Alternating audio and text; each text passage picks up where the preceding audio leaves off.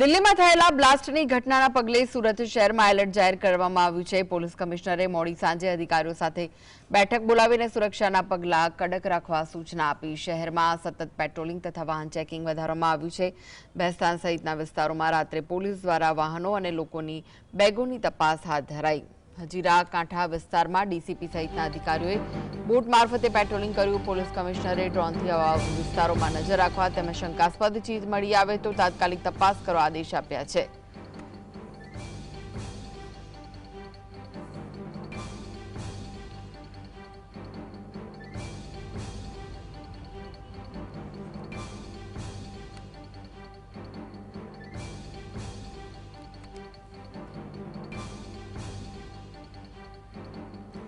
તો વધુ વિગતો માટે જોડાઈ ગયા છે સુરતથી સંવાદદાતા સાહિસ। દિલ્હીમાં જે બ્લાસ્ટ થયો છે તેના પગલે હવે સુરત શહેર પણ એલર્ટ જાહેર કરાયું છે। સુરત શહેરમાં અને કમિશનરે મોડી સાંજે અધિકારીઓ સાથે બેઠક બોલાવી કડક પગલાં ભરવાની વાત કરી હતી। શું વિગતો મળી રહી છે? બિલકુલ જી, ચોક્કસપણે મોડી સાંજે પોલીસ કમિશનર અનુપમસિંહ ગેહલોત દ્વારા ઉચ્ચ અધિકારીઓ એટલે ડીસીપી કક્ષાના અધિકારીઓ સાથે બેઠક આયોજન કરવામાં આવ્યું હતું અને બેઠકની અંદર સૂચના આપવામાં આવી હતી કે અવાવરૂ જગ્યાઓ પર ડ્રોન મારફતે ચેકિંગ કરવામાં આવે અને કાંઠા વિસ્તાર જે ગણવામાં આવતો હોય છે ત્યાં દરિયા મારફતે જે પેટ્રોલિંગ કરવા માટેનું સૂચન જે છે તે આપવામાં આવ્યું હતું અને ખાસ કરીને સુરત શહેરના 40 થી વધુ નાકા પોઈન્ટ પર પોલીસ દ્વારા સતત પેટ્રોલિંગ કરવામાં આવી રહ્યું છે। શહેરની અંદર પ્રવેશ કરતા જે ચેકપોસ્ટ છે ત્યાં પણ પોલીસ દ્વારા બેરિકેડ લગાવી દેવામાં આવ્યા છે અને બેરિકેડ લગાવી વાહનોને ચેકિંગ કરવામાં આવી રહ્યું છે।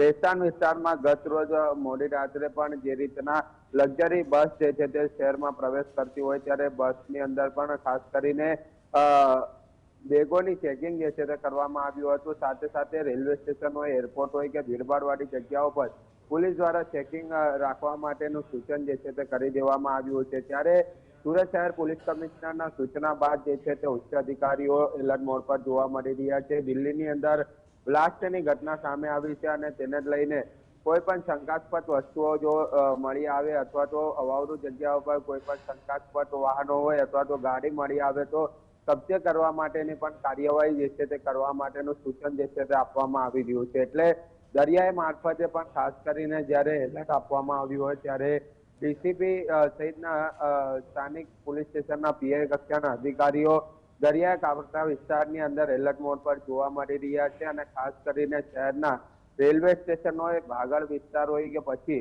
એરપોર્ટ સહિતના બસ સ્ટેન્ડ વિસ્તારોની અંદર જ્યાં ભીડ થતી હોય છે, જ્યાં લોકોની મોટી સંખ્યામાં અવર જવર થતી હોય છે ત્યાં તો સવાર સાંજ અને રાત્રિ દરમિયાન પણ પેટ્રોલિંગ રાખવા માટેની સૂચના જે છે તે આપવામાં આવી છે। કારણ કે દિલ્હીની અંદર ઘટના બની છે ત્યારે ગુજરાત એલર્ટ મોડ પર છે, અમદાવાદ, રાજકોટ, વડોદરા અને સુરત જે રીતના એલર્ટ મોડ પર છે ત્યારે સતત વાહન ચેકિંગ કરવામાં આવી રહ્યા છે અને ગાડીના પુરાવા પણ જે છે તે વાહન ચાલક પાસે માંગવામાં આવી રહ્યા છે। લાયસન્સ સહિતના અલગ અલગ પુરાવા જે છે તે માંગવામાં આવી રહ્યા છે અને હોટલોની અંદર પણ ક્રિષ્ના ચેકિંગ જે છે તે કરવામાં આવી રહ્યું છે। કારણ કે કોઈ અજાણ્યો ઇસમ હોટલમાં રોકાયો હોય તો તેના ડોક્યુમેન્ટ સહિતના પણ પુરાવા જે છે તે ચકાસવામાં આવી રહ્યા છે। જી સાહિસ, પોલીસની કેટલી ટીમો જોડાઈ છે અને સાથે જ લોકો તરફથી કેવો રિસ્પોન્સ મળી રહ્યો છે?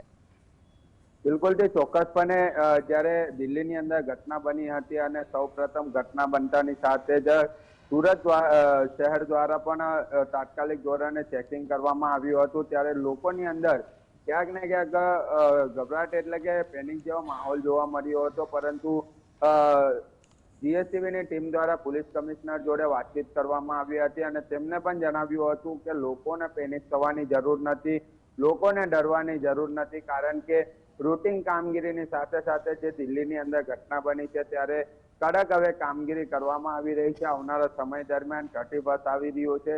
30 બસ દરમિયાન પણ કેટલાક લોકો બહાર નીકળતા હોય છે, દારૂના નશામાં રહેતા હોય છે ત્યારે બ્રેથ એનાલાઇઝર મશીનથી પણ હવે ચેકિંગ જે છે તે કરવામાં આવશે। કારણ કે દિલ્હીની અંદર બ્લાસ્ટની ઘટનાને લઈને હવે સુરત શહેરના તમામ ડીસીપી, પીઆઈ કક્ષાના અધિકારી, એસીપી અને ખાસ કરીને પોલીસ સ્ટેશનના મોટી સંખ્યામાં સ્ટાફ એટલે તમામ લોકો જે છે તે આ કામગીરીની અંદર જોડાયા છે અને કામગીરી રાત્રિ દરમિયાન જોવા પણ મળી રહી છે। શહેરના તમામ પોઈન્ટ પર બેરિકેડ લગાવીને અત્યારે ચેકિંગની કામગીરી પણ જે છે તે કરવામાં આવી છે। જી આભાર સાહિસ।